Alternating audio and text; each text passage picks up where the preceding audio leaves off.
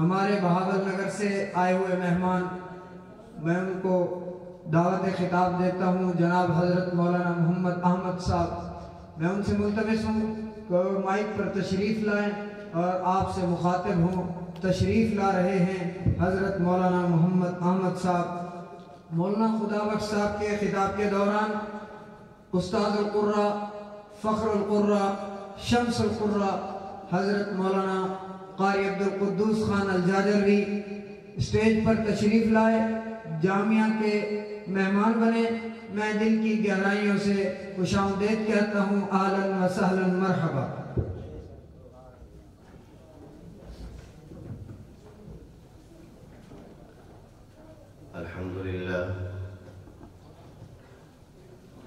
الحمد لله الذي شرفنا على سائر الأمم،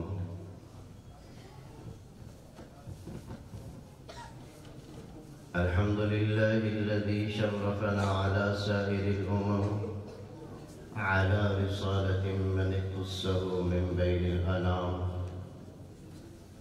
بجوامع الكلم وجواهر الحكم، صلى الله تعالى عليه وعلى آله وصحبه وبارك وسلم. ما نطق اللسان بمدحه ونسخ القلم. أما بعد، أعوذ بالله من الشيطان الرجيم. بسم الله الرحمن الرحيم. يا أيها الذين آمنوا توبوا إلى الله توبة نصوحا. صدق الله مولانا العظيم.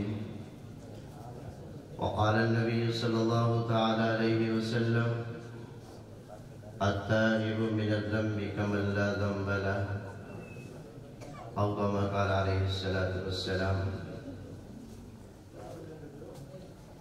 سب سے پہلے مشیت کے انوار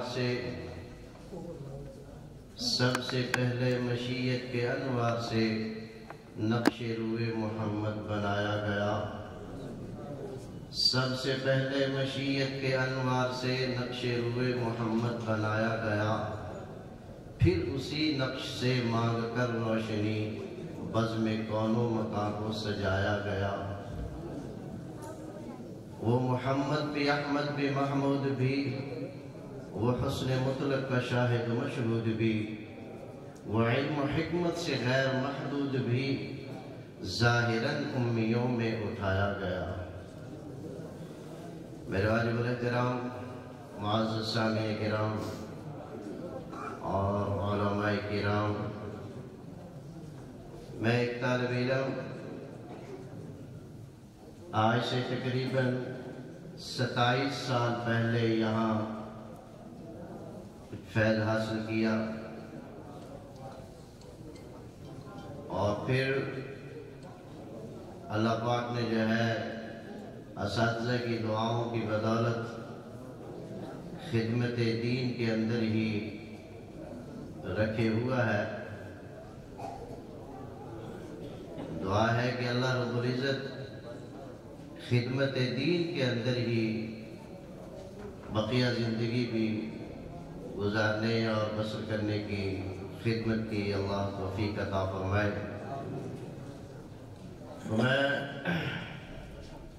اس جذبے سے یا اس ارادے سے نہیں آیا تھا، بس اساتذہ کرام کی خصوصاً ہمارے شیخ استاد العلماء امام الصرفی والنحو حضرت مولانا محمد یوسف صاحب دامت برکاتہم العالیہ، محض ان کی زیارت دعاؤں کے لیے بہاول نگر سے سفر کیا، اور ابھی انشاءاللہ 10 بجے واپسی بھی ہے. تو مولانا فتح اللہ صاحب اس وقت کیونکہ چھوٹے تھے، آپ بڑی مسلط میں پر آنے کی وجہ سے ان کے حکم کی تعمیر کے لیے آپ کے سامنے کھڑا ہوں. بس چند باتیں عرض کرنی ہے. میں اب سب کے آپ کے لیے یہ لازم ہے، آیت قرآنیہ میں نے آپ کے سامنے پڑھی، اس میں اللہ پاک نے ایمان والوں کو توبہ کی دعوت اور فکر دلائی ہے۔ اب واضح ہے کہ توبہ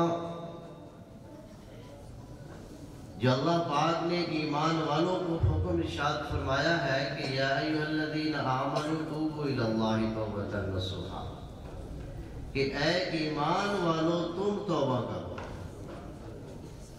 اصل قانون اور ضابطہ تو یہ ہے ہمارے ماحول اور معاشرے میں کہ ہم کہتے ہیں قادیانیوں کو کہ بھائی توبہ کر لو، اسلام کے دائرے میں آ جاؤ۔ ہم کہتے ہیں اہل تشیع کو کہ توبہ کر لو، اسلام کے دائرے میں آ جاؤ۔ ہم جو ہے یہود و نصارہ کو کہتے ہیں کہ توبہ کر لو، اسلام کے دائرے میں آ جاؤ۔ ہندوؤں اور سکھوں کو ہم کہتے ہیں کہ دائرہ اسلام میں آ جاؤ، توبہ کر لو۔ اب اللہ رب العزت ایمان والوں کو فرما رہے کہ اے ایمان والوں توبہ کرو۔ ایمان والے تو توبہ کر رہے ہیں۔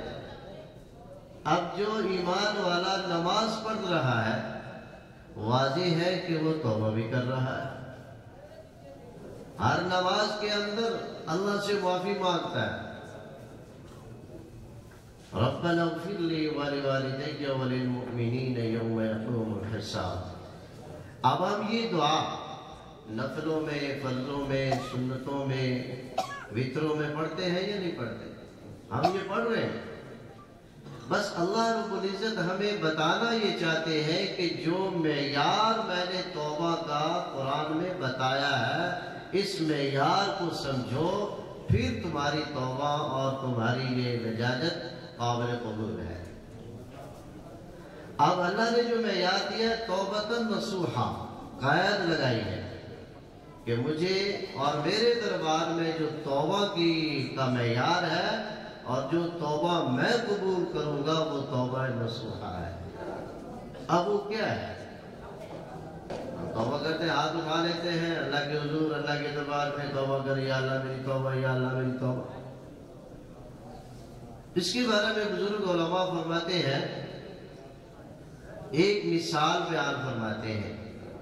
مثال کہ حضرت انسان جو ہے اس کو جو ہے کچھ زخم ہو جاتا ہے اچانک اتفاقاً، زخم ہو جانے کے بعد اب فوراً ذہن کیا کہ کوئی مرہم لگا لی جائے، کوئی ٹیوب لے کر لگا لی جائے، جس طرح کے برناؤ ٹیوب ہے، یا کوئی مرہم لگا لی جائے۔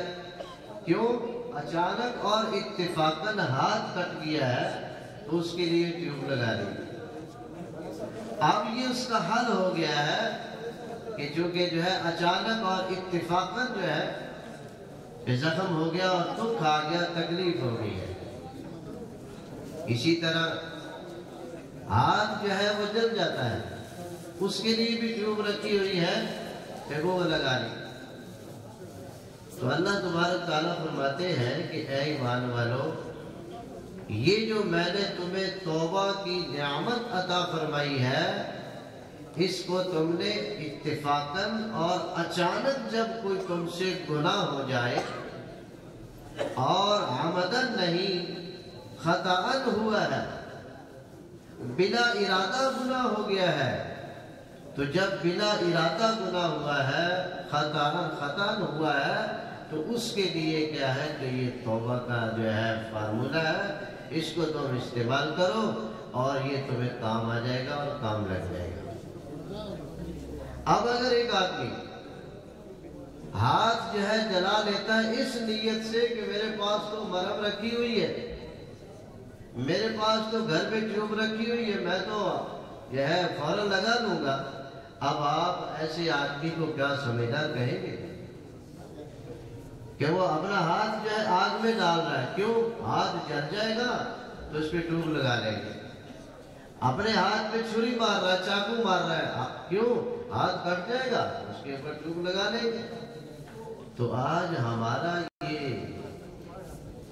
مذاق یا مخول توبہ کے سلسلے میں یہ بن گیا کہ ہم جگہ میں توبہ کا دروازہ کھلا ہے، گناہ کر لو پھر توبہ کر لو۔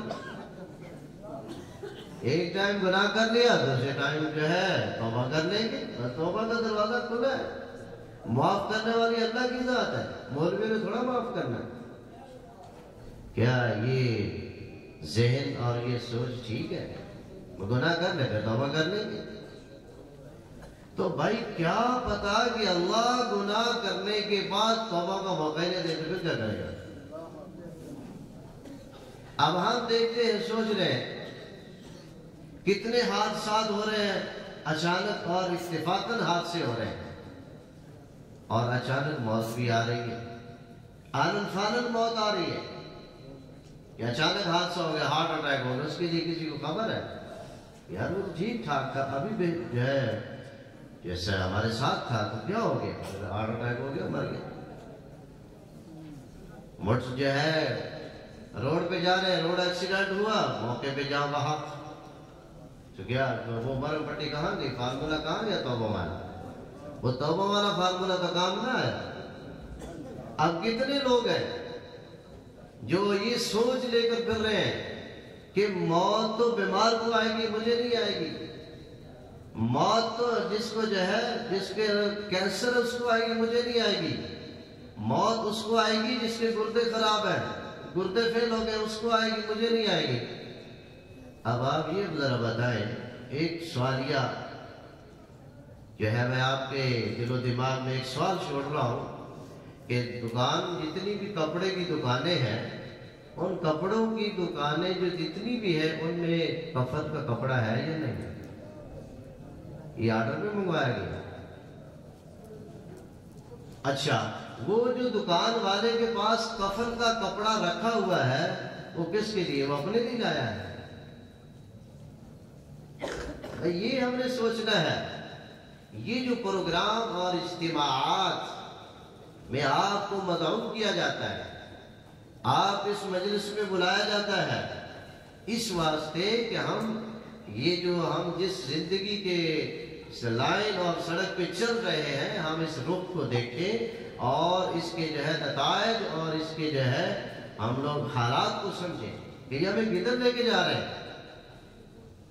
اب کسی کو کیا پتا کہ اس کی زندگی کا یہ آخری سال ہے؟ کیا پتا ہے کسی کو؟ کیا پتا کسی کی یہ زندگی کا آخری مہینہ چل رہا ہے؟ ابھی جو ہے ساتھی مجھے بتا رہے تھے کہ سفر پہ جو ہے کیا کرنا ہے، مٹھائی لے کر جو ہے وہ اپنے جو ہے رشتہ داروں کو، عزیزوں کو دینے کے لیے جا رہے ہیں۔ موٹر سائیکل پہ بیٹھے مٹھائی دینے کے لیے جا رہے ہیں، اور جو ہے جب کیا نام ہے سڑک پر سے گزرے، ایکسیڈنٹ ہوا اور کوئی خراش یا کچھ نہیں ہوا۔ جو خاتون اور جو ہے مرد تھے، خاتون موقع پہ جہاں وہاں ہو گئی، تو کہا وہ تو مٹھائی لے کے گئے ہوئے ہیں، تم ایسے کہہ رہے ہو یار؟ نہیں کہ اتنی ایسے کیا ہو گیا، یہ کیا؟ اب یہ کچھ دیر کے بعد جنازے کا اعلان ہو گیا۔ تو میرے بھائیوں، میں یہ صرف آپ سے یہ عرض کروں گا کہ ہم اس پروگرام میں، اس محفل میں، اس مجلس میں آئے ہیں تو کچھ حاصل کر کے لے جائیں اور اپنی جھولیوں کو بھر کے لے جائیں۔ کس سے بھر کے لے جائیں؟ اکابر علماء کی پند و نصائح، ان کو پلے باندھیں اور پلے باندھ کر جو ہے اپنی زندگی کے نصب العین پر نظر رکھیں کہ میں جا کدھر رہا ہوں، مجھے جانا کدھر ہے، تو میں کس طرف جا رہا ہوں۔ تو اس بات کو مد نظر رکھنا ہے کہ توبہ کا طریقہ اور توبہ کا جو فارمولہ ہے یہ ہم نے کب استعمال کرنا ہے، اس پر بھی نظر رکھنی ہے، اس کا بھی دھیان رکھنا ہے۔ اور دوسری چیز یہ ہے کہ ہم اللہ سے مانگتے ہیں تو ہم اللہ رب العزت سے مذاق کرتے ہیں، مخاطب کرتے ہیں۔ ہمارا مانگنے کا طریقہ کیا ہے؟ ہاتھ اٹھائے، کس کے سامنے اٹھائے؟ اللہ کے سامنے اٹھائے۔ کیا مانگ رہے ہیں؟ اب یہ دیکھنا ہے، بزرگ فرماتے ہیں کہ الفاظ کیا ہے اور دل میں کیا ہے۔ الفاظ کیا ہے اور دل میں کیا ہے؟ جب ان کا اتفاق نہیں ہوگا وہ آپ کی توبہ یا جو کچھ آپ مانگ رہے ہیں وہ قابل قبول نہیں ہے۔ مثال کے طور پر دعا ہاتھ اٹھائے اور دعا مانگی جا رہی ہے. اب ایک ہاتھ اٹھا کر دعا مانگ کر جو ہے مانگ رہے ہیں، کیا مانگ رہے ہیں کوئی پتہ نہیں. کوئی ساتھی تو پنکھے دیکھ رہا ہے، کوئی ساتھی لائٹیں دیکھ رہا ہے، کوئی ساتھی دوسرے کو دیکھ رہا ہے کہ یہ کیا کر رہا ہے. تو اگر پیچھے سے کوئی گاڑی آ گئی تو ہاتھ اٹھائے ہوئے پیچھے دیکھ رہے ہیں، کیا ہے کہ یہ دعا مانگی جا رہی ہے. اور کئیوں کی عادت کیا ہوتی ہے کہ اللہ کے حضور دعا مانگ رہے ہیں اور انگلیوں کو چٹکایا جا رہا ہے، یہ دعا مانگی جا رہی ہے. یہ اللہ کے حضور جو ہے معافی مانگی جا رہی ہے. اس لیے میرے بھائیوں میں نے 2 باتیں آپ کے سامنے رکھی ہے، تو ان دونوں باتوں کا اہتمام اور خیال اپنی زندگی میں کرنا ہے. ایک بات کہ ہم نے جو کیا نام ہے توبہ کرنی ہے، تو اس توبہ میں ہم اللہ سے مخاطب کر رہے ہیں یا کہ سچی اور کھری توبہ کر رہے ہیں. اور دوسری بات کہ ہم جب اللہ سے مانگ رہے ہیں تو اللہ سے مانگنے میں توجہ اور دھیان بھی دل کا کس کی طرف ہونا چاہیے؟ اللہ کی طرف ہونا چاہیے. اللہ یہ ہے، یہ میں نے جو آپ کے سامنے معروضات پیش کی ہیں، مجھے اور آپ کو اللہ پاک جو اس پر عمل کی توفیق نصیب فرمائے. وما علینا الا البلاغ.